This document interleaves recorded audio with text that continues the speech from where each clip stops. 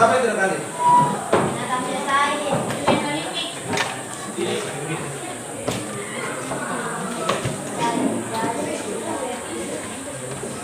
Nata selesai. Keterangan apa? Sakit. Ada info kok. Ada info? Kemarin. Yang berikut satu lagi. Jus.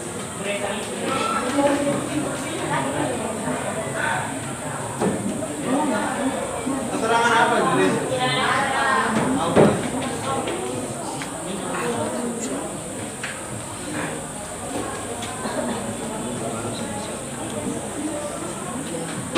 Oke, sebelum kita mulai materi kita hari ini, ada yang masih ingat materi kita minggu lalu?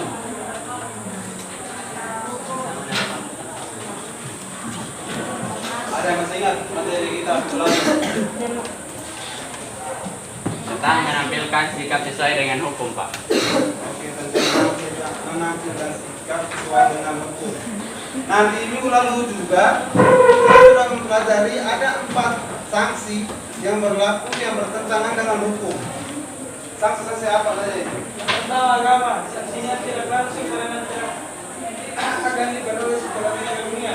Oke, sanksi yang pertama agama. Yang kedua, Kesusilaan.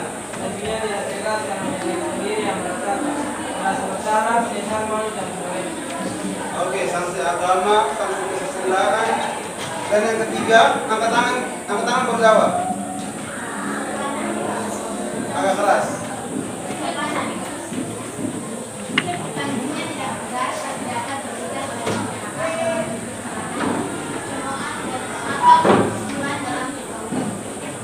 Oke, yang ketiga kesopanan dan yang keempat. Sanksinya tegas dan nyata, serta mengikat dan memaksa bagi setiap orang tanpa kecuali. Oke, jadi ada 4 sanksi ya. Yang pertama itu sanksi agama, dan yang kedua kesusilaan, yang ketiga kesopanan, dan yang keempat adalah sanksi hukum. Oke, yang berikutnya kita masuk pada materi kita hari ini, yaitu tentang sistem dan dinamika demokrasi Pancasila.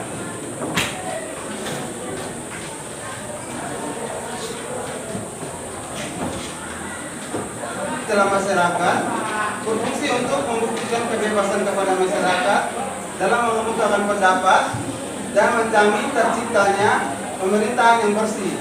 Sistem demokrasi juga bisa menghindarkan tindakan semena-mena yang dilakukan terhadap warga negara atau rakyat. Berikutnya, Pak mau bertanya lagi, bagaimana membangun kehidupan yang demokratis di Indonesia? Tidak sesuai aturan yang berlaku. Tinggal sesuai aturan yang berlaku. Masih ada?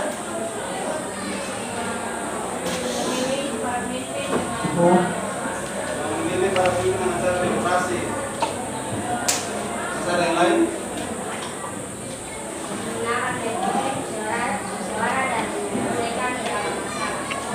Oke. Ada yang lain lagi? Jawab dan mengetahui penjelasan. Ada yang lain? Memberikan pilih dan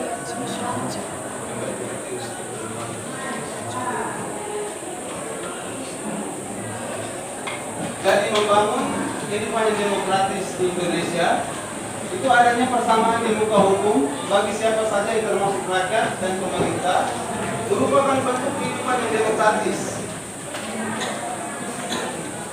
Jadi negara yang menganut sistem politik yang demokratis, kekuasaan tertinggi berada di tangan rakyat, sehingga pemerintah yang dijalankan berdasarkan kehendak rakyat.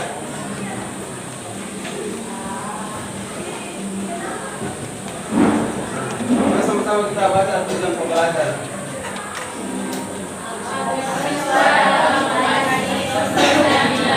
demokrasi Pancasila sesuai dengan budaya dan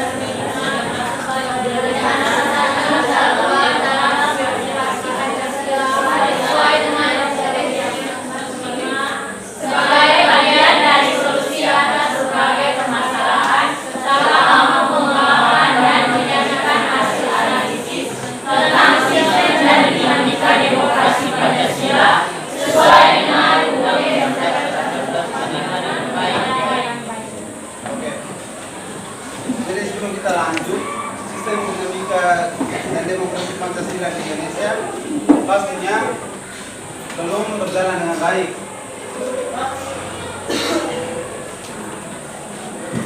Jadi pasti ada permasalahan yang berkaitan dengan sistem demokrasi Pancasila di Indonesia. Jadi sekarang Pak mau bagi kami ke dalam 4 kelompok. Nanti Pak akan tampilkan sebuah video. Nanti kamu diminta untuk mengkaji permasalahan-permasalahan dari video yang nantinya Pak akan tampilkan. Jadi di sini sesuai daerah kan aku kemarin. Daerah. Oke, jadi di sini kelompok 1, ini kelompok 2, kelompok 3 dan kelompok 4. Jawaban Pak sudah siapkan di sini, nanti diisi langsung di dalam sini.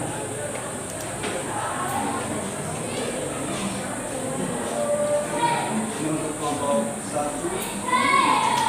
kelompok 2.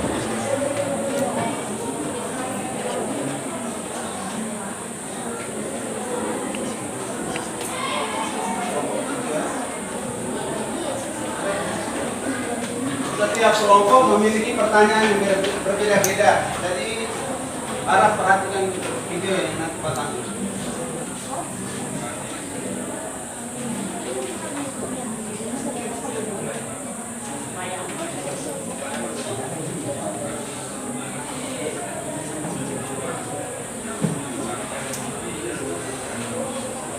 Semuanya perhatikan.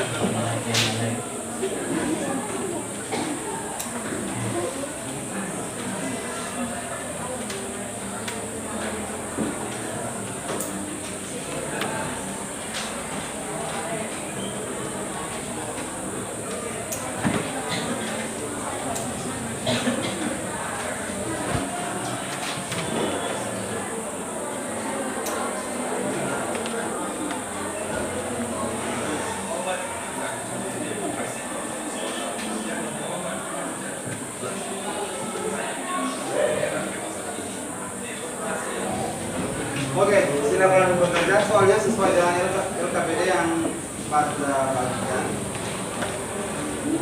Nantinya akan dipresentasikan di depan.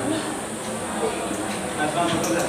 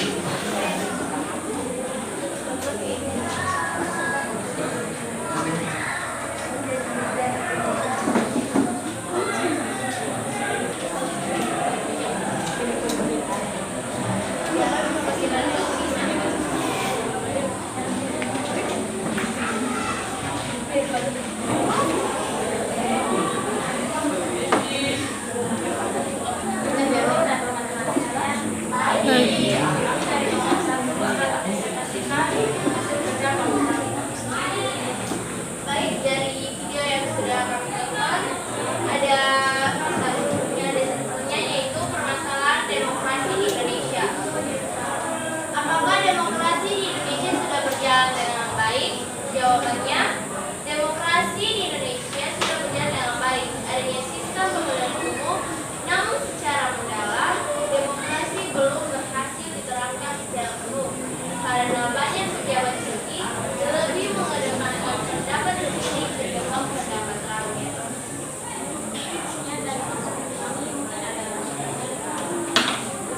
Ayo, kelompok yang lain.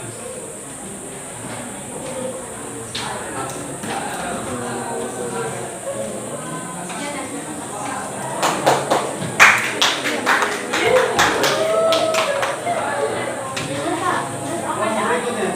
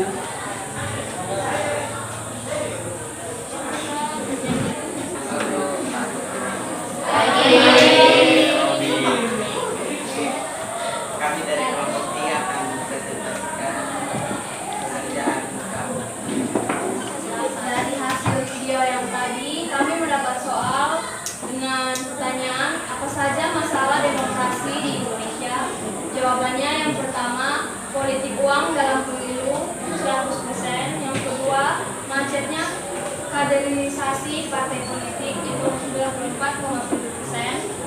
Yang ketiga, populisme dan politik identitas 86,8%. Yang keempat, hilangnya oposisi 92,1%. Kelima, korupsi politik 100%. Keenam, kabar bohong dan ujaran kebencian 97,4%.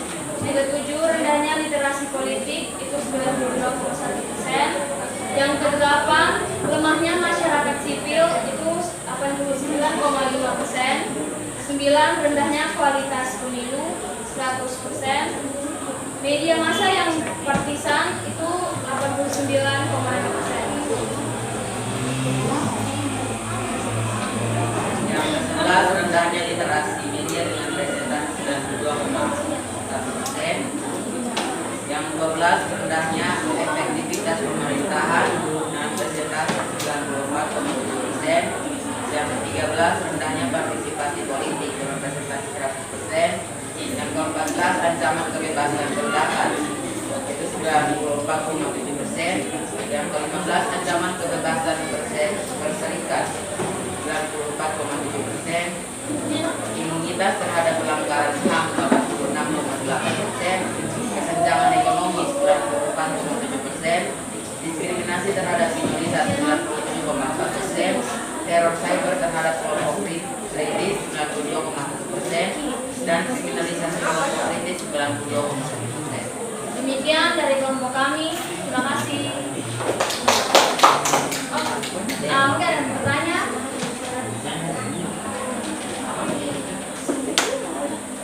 Pas, silakan ada pas. Yang akan kasih.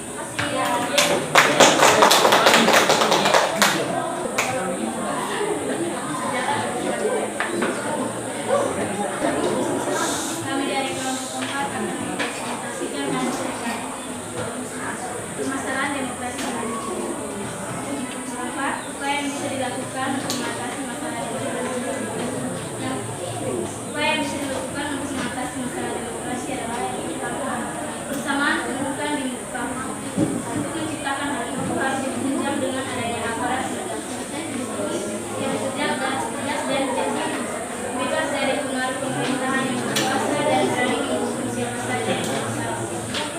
Yang kedua, partisipasi dalam pembuatan dalam negara yang mengandung sistem politik demokrasi. Kekuasaan tertinggi berada di tangan rakyat dan pemerintahan dijalankan berdasarkan kehendak rakyat. Aspirasi dan kemauan rakyat harus dipenuhi dan pemerintahan dijalankan berdasarkan konstitusi yang merupakan hak dan pedoman dalam melaksanakan hidup. Yang berikut distribusi pendapatan usaha. Dalam negara demokrasi, semua bidang dijalankan dengan berdasarkan prinsip keadilan, termasuk dalam bidang usaha. Semua warga negara berhak memperoleh pendapatan yang baik. Yang berikutnya, kebebasan yang bertanggung jawab. Kebebasan yang dimiliki oleh setiap warga negara tidak boleh bertentangan dengan norma-norma yang berlaku. Dengan kata lain, kebebasan yang dikembangkan adalah kebebasan yang bersifat. Sekian dan terima kasih.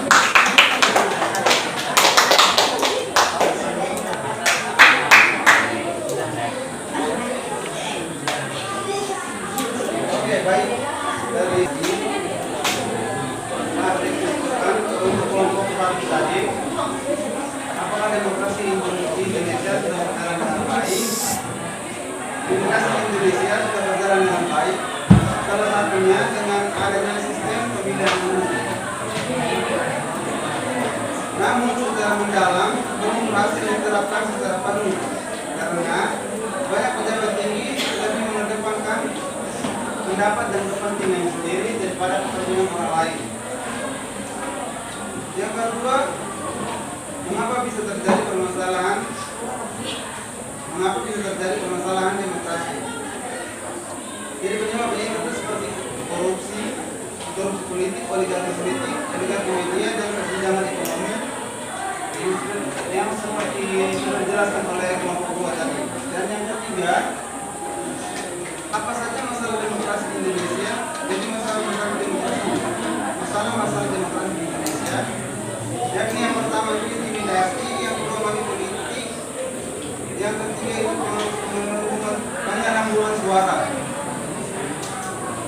intimidasi itu seperti seorang merasa kuat dan seenaknya melakukan hal-hal yang diinginkan kepada orang lain. Yang kedua itu money politik, itu contohnya seperti korupsi.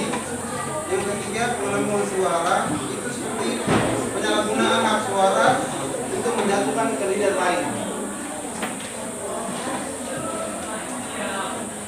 Dan untuk kelompok yang terakhir tadi, upaya yang bisa dilakukan itu contohnya seperti toleransi, yang kedua musyawarah untuk mencapai mufakat, yang ketiga itu prinsip dan etika demokrasi harus disuarakan, yang ketiga taat pada peraturan yang berlaku. Oke, mengingat waktu kita sudah selesai, ada yang bisa berikan kesimpulan? Silakan. Kesimpulan dari materi kita hari ini adalah demokrasi Pancasila demokrasi institusional dengan mekanisme kedaulatan rakyat dalam penyelenggaraan negara dan penyelenggaraan pemerintah berdasarkan konstitusi yaitu Undang-Undang Dasar 1945 sebagai demokrasi Pancasila terkait dengan Undang-Undang Dasar 1945 dan pelaksanaannya harus sesuai dengan Undang-Undang 1945. Sekian.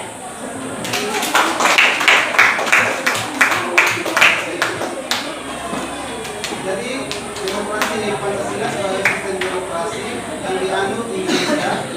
Jadi sistem ini harus dilaksanakan, harus berdasarkan musyawarah untuk mufakat bagi kesejahteraan rakyat. Dan perlu diingat, kebebasan individu dijamin, namun tidak bersifat mutlak karena disesuaikan dengan tanggung jawab sosial. Oke, dengan ini maka berakhir sudah pertemuan kita pada hari ini. Nanti di lembar bertanya bisa dikumpulkan kembali. Satu orang